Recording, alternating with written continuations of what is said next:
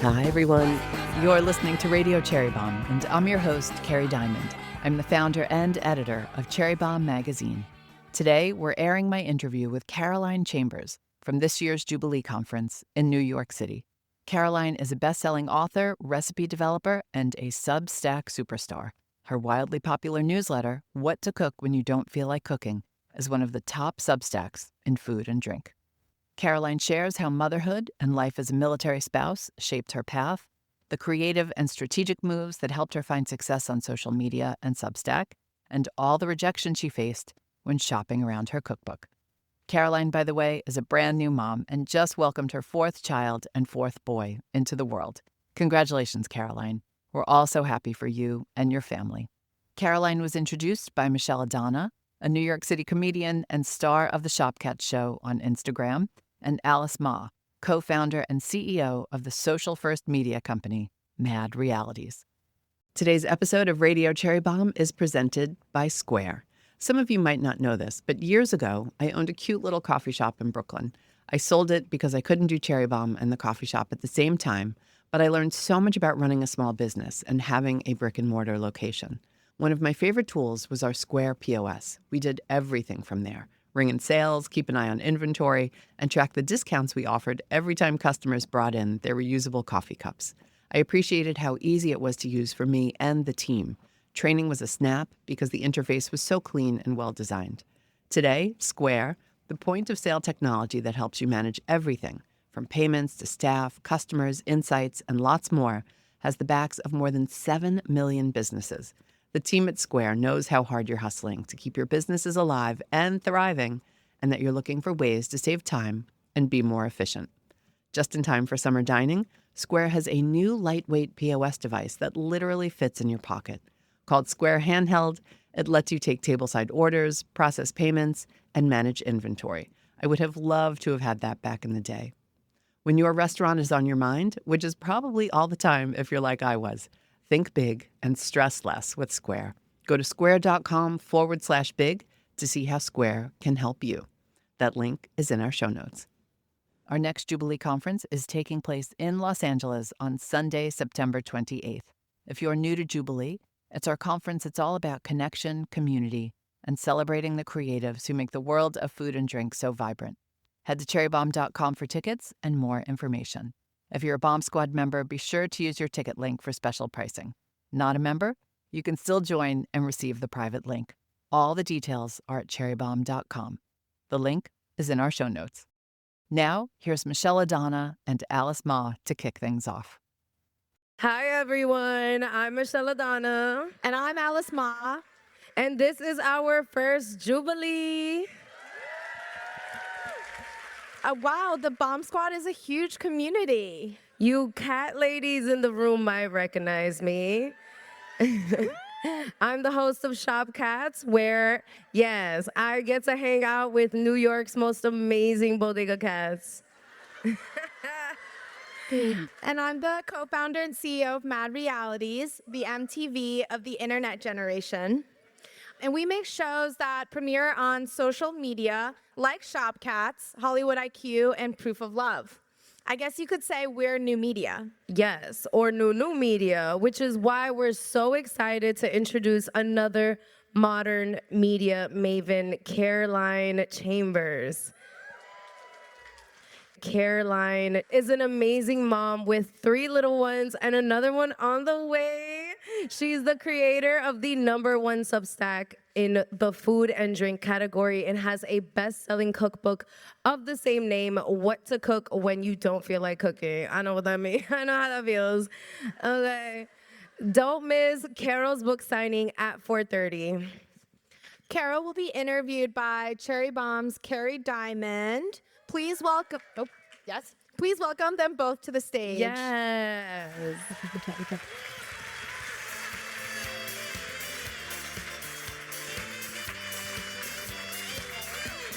Is this on? Yes. I brought my phone on stage. I have no idea why. It was in my back pocket. I You're was so gonna put that on excited airplane during mode? Goldie's sing-along. That was I our know.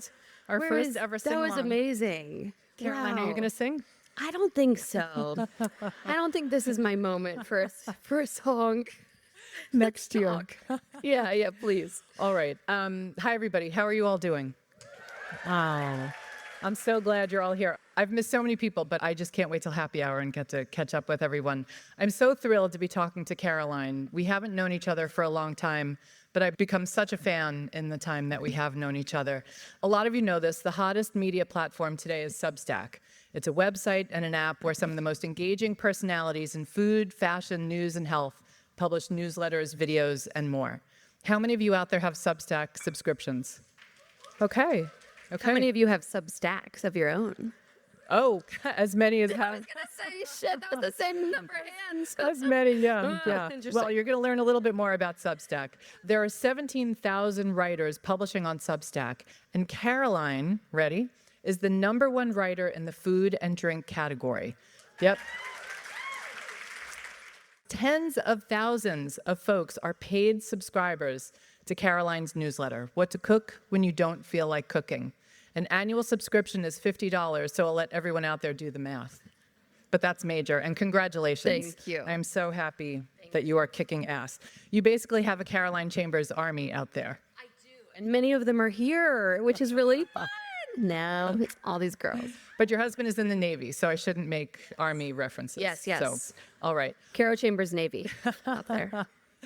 Caroline, I want to know, what is your secret sauce? How did you become #1? The secret sauce is sauce. Every recipe that has sauce goes viral and is the most popular recipe on the Substack. So if you're starting a food Substack, just get those sauces and dressings on there. That is good to know. All right, tell us. We're going to break it down because one nice thing about Caroline, and I don't know if you've heard our podcast interview or anybody who's a Cherry Bombe member, Caroline did an amazing member meeting with us, and this woman does not gatekeep anything. Let's get into it. Yeah. So what is your newsletter all about? I think a big part of the success of What to Cook is that the title says it all. So as soon as somebody sees What to Cook When You Don't Feel Like Cooking, they immediately know what the newsletter is. It's quick, easy, dirty as, as few dishes as possible, recipes. And I feel very grateful that I did not have a team when I launched What to Cook When You Don't Feel Like Cooking, because surely somebody would have talked me out of that name. It's a mouthful. It's ridiculous. It's very hard to fit on a cookbook, cover, but it gets the point across really, really quickly and efficiently. It kind of meets people where they are. And you all heard what Ozma said. Don't tell your friends or your partners your half-baked ideas. Yes. So, yeah. Gosh, I loved that so much and could not agree more. Every project I've launched, George is the last one to find out because I'm like... Caroline, who is your audience? My audience, it's a really broad audience because, and I've met many of you here today, some of you are mothers, some of you are child-free. It can be really broad because people who love cooking... Cat ladies. Often don't... So many cat ladies. People who love cooking often don't feel like cooking. People who hate cooking never feel like cooking. So I kind of get to capture everybody and bring everybody into the fold because I am a mom of 3 young kids and my life is very much spoken about in my recipes. And here's why this recipe was this week. It's spring break. Everything's a shit show right now. Like, I write about my life through the food. I do have a lot of young mothers, but it's really not. I get tagged by like bachelors and they're like, guys, if you haven't written this book yet, I'm like, well, there's a man out there. Okay. What do you think you tapped into that people were literally hungry for? So I launched What to Cook 5 years ago. So I'm like a Substack dinosaur. When I launched, if you guys who have Substacks, it's now like a really robust platform. When I launched, it was like MySpace. It was like a Google Doc, and you would like say a prayer and like hope that it got sent to your newsletter list. And now it's like a really huge platform, and it has kind of its own social media network within it. I launched 5 years ago when people weren't doing paid food communities yet. Patreon was becoming a thing. Patreon like really took off during COVID with the food community, but there weren't a lot of food Substacks out there. The people you mentioned. This one 5 years ago? Yeah. I didn't even know Substack was that old. I know. I think I was one of their first people. They had no idea who I was, but I was there. This was a new concept. Now, there's so many food creators have paid communities now, and it's becoming a thing that we're used to. Like, you kind of pick your favorite 2 people because they meet you where you are in your phase of life, where you love their recipes and you subscribe to those too. But when I launched 5 years ago, that wasn't a thing. It was like very scary and vulnerable to ask people for recipes because you were just getting free recipes on TikTok and Instagram and blogs. So I wanted to provide more than just a recipe. So if you are a subscriber, you know there's a substitution for every single ingredient. And that's something that only happened because I launched during COVID lockdown. And this is when nobody wanted to go to the grocery store an extra time. Like if you had a pork tenderloin in your fridge, you wanted to use that. You didn't want to make chicken. And so I still to this day list a sub for every single ingredient and tell you how to cook those other ingredients instead. It frankly takes twice as long as writing the recipe and developing the recipe sometimes. But I think it's like a teach a man to fish instead of give a man the fish thing. Or lady. Or lady. And so we really like meet people where they are. You know, I know you had baseball practice after school. Don't make your own rice. Use frozen rice. We like provide a lot of hacks and give a lot of permission to make things easier on yourself. And I think that's what sets it apart from just grabbing any old recipe. I want you to go back a little. Tell us where you grew up and the influence of your mom in your early days. Oh, my mom's the best. What a nice thing to get to talk about her. I grew up in Winston-Salem, North Carolina. And anyone who follows me on Instagram knows that it's a funny thing getting to build like a social media presence because you sort of like have this sitcom of your life that you like craft. I mean, that sounds inauthentic, but it's just the people I share. But like everyone kind of knows my mom now through my social media. We live across the country from each other. She's in North Carolina. I'm in California. So we see each other like 5 times a year. And when my mom, her nickname is her grandmother name is Crash because she totaled my husband's car in this like she's fine. It's only funny because it's funny. This like very hysterical, dramatic way. So her nickname's Crash and everyone's like, when's Crash coming back to town? Like, what's Crash up to? Because she's just this tornado of a human. Your kids call her Crash? Oh yeah, Quash, actually. Quash. Oh yeah, like they don't know any other name. It's Crash. She worked full time, had 3 kids. Growing up, I knew no other world than dinner time being like this hectic tornado of trying to get food on the table. Family dinner was really important to her. She worked all day. She got home at 5. She wanted to spend those 2 to 3 hours with her kids. She still to this day hates the grocery store. So she is who gave me the original, she's why I'm a substitution queen. She will substitute like milk for coconut milk, and you're like, okay. She makes it work though. She gets into a kitchen and she can make a beautiful meal out of absolutely anything. She's also type 1 diabetic, and so she is really good at making like healthier swaps for the Southern food that we grew up with. Yeah, she rocks and is hugely influenced the way I cook. We can't wait to meet Grandma Crash. I know she really wanted to come. I don't know why I didn't. Next time. When did you know you wanted to work in food, and why was food of interest? So in college, I went to UNC Chapel Hill. In college, I had a really bad food blog. That actually might have been on, no, that wasn't MySpace. That was like Tumblr. You old media people know, remember. Okay, so I had a Tumblr. There was like this really bad food blog then. And then I moved to New York. I started working in advertising. I very quickly realized that advertising was not for me. Both just the work wasn't for me, and 2, I'm kind of a cowboy. Like, I like to do what I want when I want. I'm not good at working for people. And so at age 21, like, you kind of have to do that. But I had this unique opportunity. My husband, my college boyfriend turned fiance, turned husband, was in the Navy. And so he was out in San Diego. And so I moved out there to be with him. That move gave me this catalyst to chase what I wanted to do, which was work in food. I am not as brave as all of these restaurateurs, so I was like, I can't work in a restaurant. It's too scary, and the hours are too insane. And my husband's hours were too insane, so I would never have seen him. And so I opened a catering business, knowing nothing, having never cooked professionally, never cooked for anyone else, full fake it till you make it mode. And catering was my launching pad. We'll be right back with today's guest. Today's show is presented by Este Restaurant in Austin, Texas. Este is from the folks behind the nationally acclaimed Suerte restaurant, also in Austin, and celebrates coastal Mexican cuisine, charcoal cooking, and fresh seafood sourced from close relationships with premier fishmongers. The Este menu features oysters, ceviches, aguachiles, seafood platters, fried fish tacos made with pressed-to-order tortillas, and charcoal grilled shrimp and whole fish. The Cherry Bombe team ate there the other week when we were in Austin for our summer tastemaker tour, and we loved our meal. So many highlights, especially the shrimp aguachile, with a smoky burnt habanero and cilantro serrano broth, and topped with crispy fried calamari.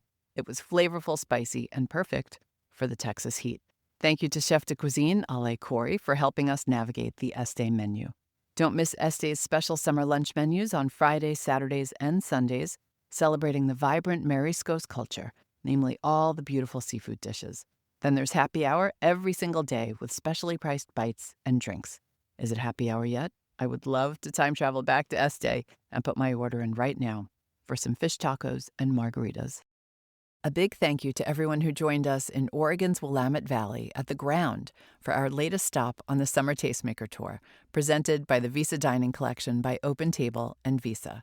We shared an incredible dinner, listened to an inspiring panel, and spent time with some of our favorite folks in food. It was a gorgeous evening filled with community, conversation, and great food and drink. The final stop on our Summer Tastemaker Tour is Nashville, Tennessee on Friday, August 15th. Join us for a fun evening at the Frist Art Museum. We'll be celebrating food, culture, and music with an all-star panel featuring chefs Julia Sullivan, Margot McCormick, and Crystal DeLuna Bogan, plus a special live performance from singer-songwriter Jesse Balin. It's going to be a magical summer night in Music City. Tickets are currently sold out, but you can still join the waitlist at cherrybombe.com. The link is in our show notes. You mentioned your husband. You've had a very interesting career path, not just the catering. Some of it dictated by the fact that your husband is a Navy SEAL and even fought in Afghanistan. You moved around a lot, not just to San Diego. How did being a military wife impact you?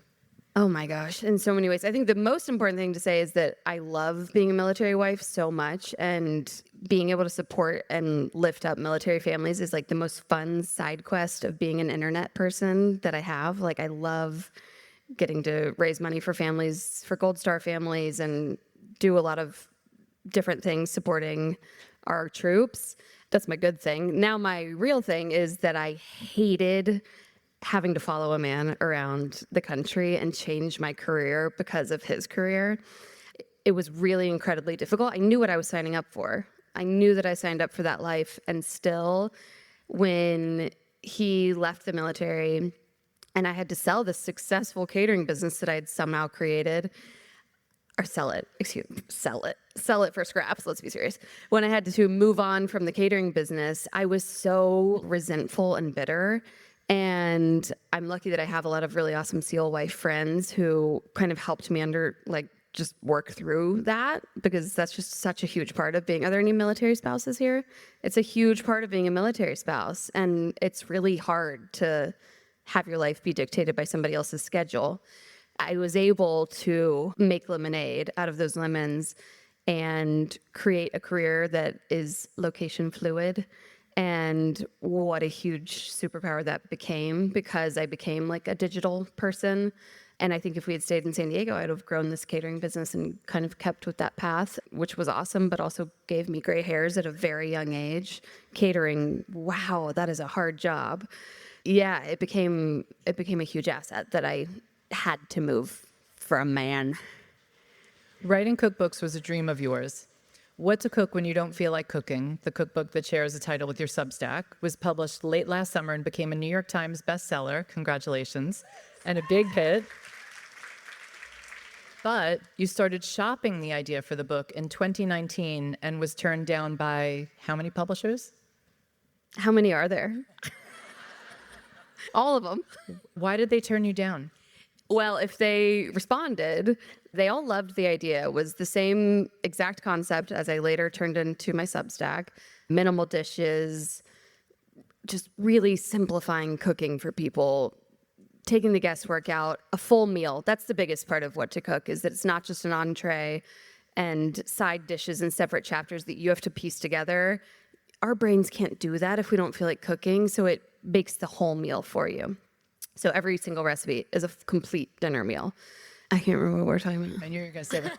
They You're like, you went way off. Well, I think you buried the memories deep in your are we talking brain about? because of the rejection. Yes. Why did they reject you? I think it also had something to do with your social media Social following. reach. So they all cited social reach. At this time, I had no social presence. When we moved, I transitioned from catering to freelance recipe development. So I was writing recipes for brands, magazines, like ghostwriting them. No Caroline Chambers was involved. I really wanted to have my own presence. I wanted to be my own person in the food world, but I was busy. I had this other stuff going on. I was like, I'm not going to put up recipes for free on the internet. Like, I get paid for them. And that was the wrong plan, as it turns out, because every single publisher had the same reason, which was who's going to buy this book? She has no social reach. I don't know if folks caught when Michelle Adana said it, but you are expecting your next child. Yeah, I am. When are you due? July. Very exciting. Okay, so the book comes out. It's a big hit. Yeah. Like I said, New York Times bestseller. When it finally came out, did you have a Pretty Woman moment? Were you like, big mistake, big, huge? Okay, yes. I think Sarah and I had like a private moment of that. Sarah's my agent. I also am really grateful for that rejection. Somebody said it in the last panel. Yes. Somebody. Clancy, my new best friend. It was the wrong time. They were right, unfortunately. All of those editors who said who's going to buy it, I think they were right. I do think the title stands on its own. And I think that's a big reason why the newsletter has taken off, because it's not a personality-driven Substack, right? You don't have to know who I am and like my Instagram, and I don't have to be a big TikToker. The name speaks for itself. If you often don't feel like cooking, you're going to click subscribe. I'm sure a lot of folks in the room can relate to this next part because there is pressure to have a social media following, Yeah. especially if you're in media or doing anything in food. You decide you're going to build your profile on social media and went into what sounded to me like beast mode, posting reels every day, working overtime on recipe development. Yeah. Did you burn yourself out? Was it the right approach? I think the Navy SEAL husband came in handy here. He is like beast mode incarnate. His favorite saying is, like, when I'm feeling overwhelmed or like there's just too many tasks in front of me, it's a Navy SEAL / like old proverb, I'm sure, is how do you eat an elephant? One bite at a time. So just like one thing at a time. Like, look at your list and check one thing off. Like, you are narrowing it down. When I launched What to Cook, the newsletter, I had just had my second son, Callum. He was about 3 months old. And so I had two kids, an 18-month-old and a 3-month-old. And I honestly think I was the most efficient. Well, I become more and more efficient each time. But I was more efficient then than I was when I was 22 years old working in New York City in advertising. Time like warps when you have children and you become this like efficiency machine. I genuinely don't think I would have written, when I wrote the proposal for What to Cook in 2019, got rejected. I had one child. I had no idea what it meant to not feel like cooking. Like now I know.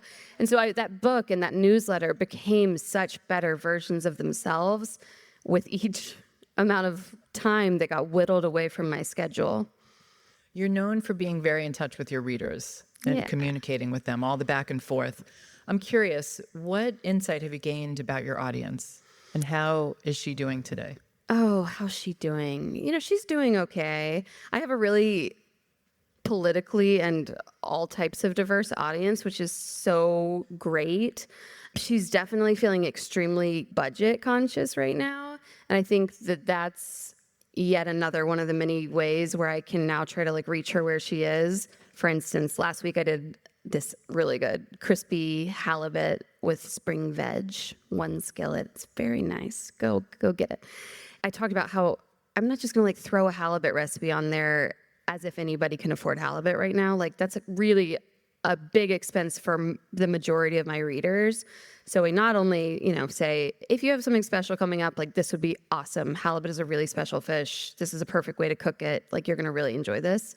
I also talk about how to cook cod, shrimp, chicken in place of that. And I got so many messages from people being like, thank you for not making me comment and ask what else I could cook instead of the halibut. Like, thank you for understanding that you putting halibut on there is out of reach. And like, a lot of us need for that to be a little bit more in touch. There's so many ways to meet your readers where they are with food writing, like how expensive halibut is, like really connected to so many people just taking that down and talking to them about that. I recognize that. What's next for you, Oh gosh. aside from baby? Well, it's something I haven't talked about. We just bought a new house Congratulations. because we outgrew our old one. So we close May 15th and we're going to do that. I think I'd like to write some more books. I'm just going to keep growing this newsletter and seeing where it takes me. It's at a really exciting time right now. I think Substack is an incredibly exciting platform to be on right now. The growth opportunities there are tremendous. If you don't have a huge social reach and you can't get that book deal, it's a great place to grow and not have to fight the Instagram algorithm and the TikTok algorithm. Get on Substack and meet people who also have 2,000 subscribers and exchange contacts with each other and post about each other. And you can really see a lot of growth that way.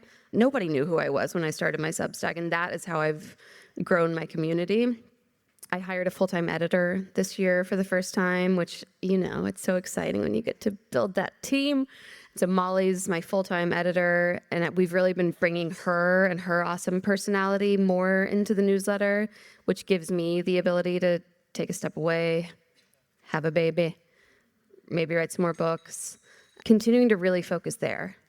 People might be interested to know, you really didn't do anything on TikTok, right?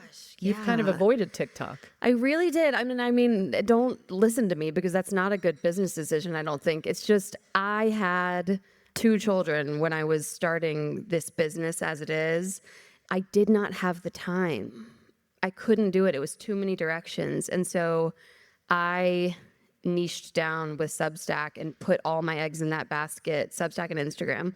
Instagram is how I grow my community, and Instagram is still the #1 way that I get paid subscribers. So I have 500,000 subscribers on Substack now, but the biggest way that I convert people to paid is still via an Instagram link. You can look in your data and see that, Substackers. So the people who are paying to be a part of my community are people who are following me on Instagram. I think people see, again, you said at the beginning, we started with who's your audience. It is everyone, in theory, anyone who doesn't feel like cooking. But I do think my audience will grow with me and who I am. Right now, I'm a mother of small children, so that's mostly who they are. So I think they're seeing my life on Instagram, and they're seeing like, oh, her life is kind of shit showy, and she's honest about that. And like, that kid was sick last night and up all night, and that one's in kindergarten, and she's the room mom there, and she's still putting dinner on the table. And okay, I'll trust her. Like, I'll trust her. I'll follow those recipes. Yeah, I think you you gain a lot of trust there through that. But yeah, I don't know. Get on TikTok. I wish I was on TikTok. You're all so smart. I think you're doing okay in not being on TikTok. Okay, last question. I'm going to give you a magic wand, Caro.